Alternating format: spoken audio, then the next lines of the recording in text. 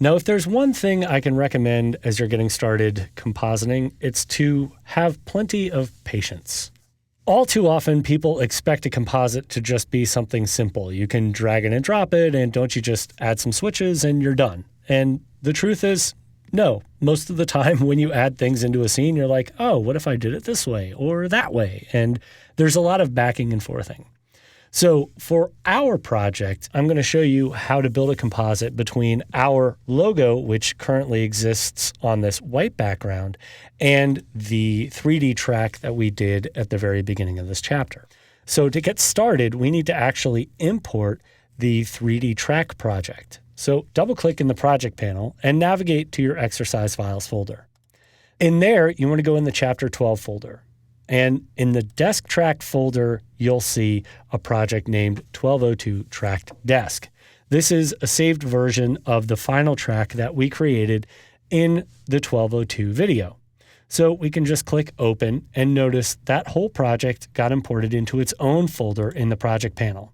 If we open that up, you can see we have a track desk comp. This is actually going to be our output comp. So I'm going to select it, press Return, and right arrow to move to the end, and I'm going to do _OUT to create the out. And this logo comp will no longer be the out comp, so I'm going to press Return and change it to pre-comp. Okay. Now usually I'd organize more, but let's get started. Double-click the track desk out. If we tried to drag this entire comp into the scene, it wouldn't really work because when you add elements into the scene, they default to be 2D layers.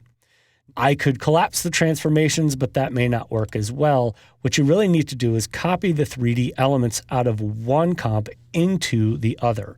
So let's double-click our logo comp pre-comp and collapse all the layers and look at what we have in our scene. Here I'm going to make the layer panel a little larger.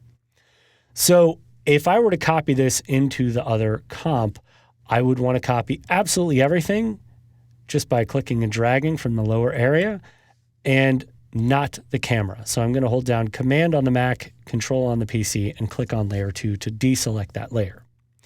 I could just say Edit, Copy, and Edit, Paste, but we need to have control over all these layers as though they were one layer before we get into the other comp. So I'm going to go up to Layer and choose New, Null Object. In here, I'm going to rename this null by selecting the layer and pressing Return. Let's call this Title _ Control.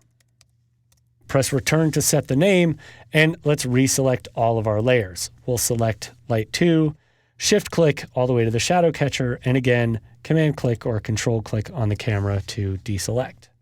With the parent panel active, just click on the pick whip and choose the title control to be the parent.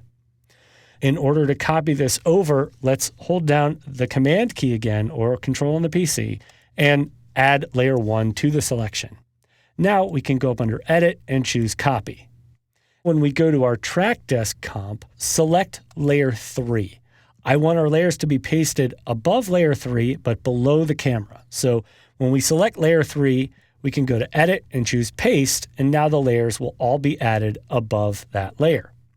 If you notice in the scene here, it's been added, but it doesn't really match the orientation or perspective of this track solid that we created that is perfectly in place. Let's move our title control null to the top of the layer hierarchy so it's right next to our track solid.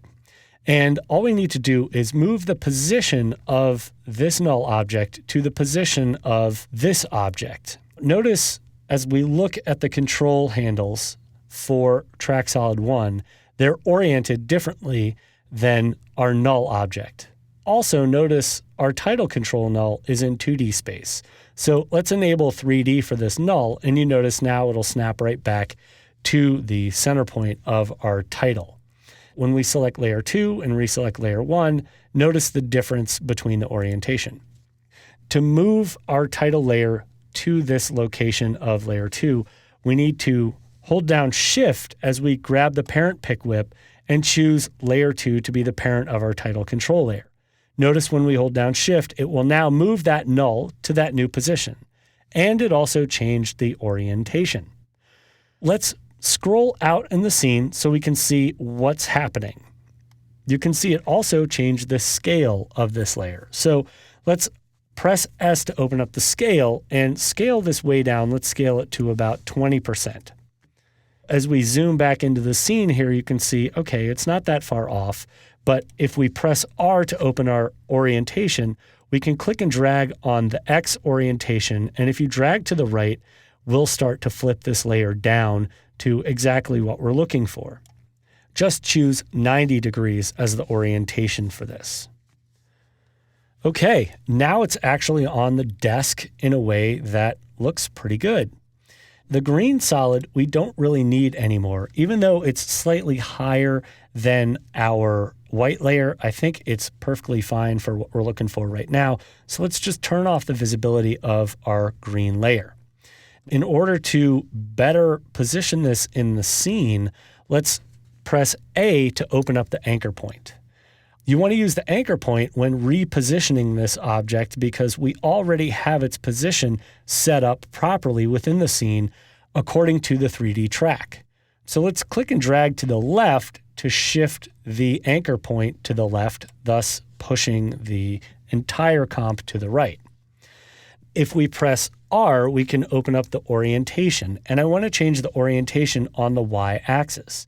So let's click and drag to the left so we can better orient the logo to the camera. So now we can adjust the scale up a little bit. So let's go back to scale and change this to, I don't know, about 30, and let's see how that looks. Okay, that's actually looking kind of cool. Problem is it's overlapping some of these notes. So let's zoom back out here and see what we're dealing with. Okay, let's set the scale to 25. Again, this is all part of the process of compositing. You got to sort of get things squared away. Obviously, we could change the scale of each one of these objects and reposition again, but I think this will work extraordinarily well. Now that we have this placed in our scene, we can scrub through the scene and actually get a preview to see how well this is sticking onto our desk. If you need to move a little more quickly, you can click on the Fast Preview button in the lower right-hand corner of the comp window and change Draft to Fast Draft. That'll turn off your shadows. The reason I wanted it set to draft was so I could see where the shadows are being cast, so when I do the final composite, everything will work okay. As I'm looking at this, I do want to reposition this on the Z-axis to be a little closer to the camera. So I'm going to open up the anchor point here, and on the Z-axis, I'm going to drag to the right so it moves a little more closely to the camera. Okay, perfect. Even though I know this is kind of moving in on the edge of the keyboard, I want to move to the right with my current time indicator. The reason being this camera tilt is going to actually determine my final placement. Now, while this is in the center of the scene, let's actually just adjust on the X-axis a little bit more and move our logo back to the left here a little bit. Okay, now this is starting to look a little bit more like what we're looking for.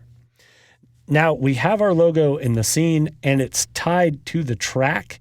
The only thing that's left to do is make some minor adjustments to the lights and the material options as we create our final composite. Even though it sounds simple, there may be some extra steps to that, so we're going to jump into that in our next video.